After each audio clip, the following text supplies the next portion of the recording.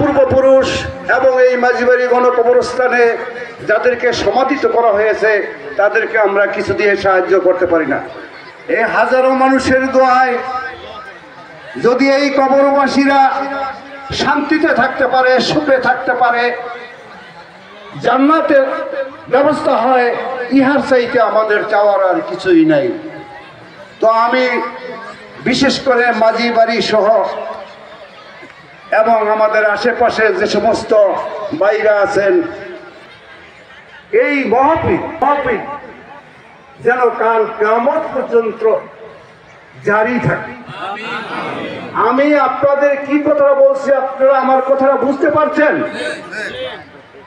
একটা হেডলাইট যেখানে জ্বলে, লাইটের পাশেই আলোটা বেশি থাকে, তাইলে আমাদের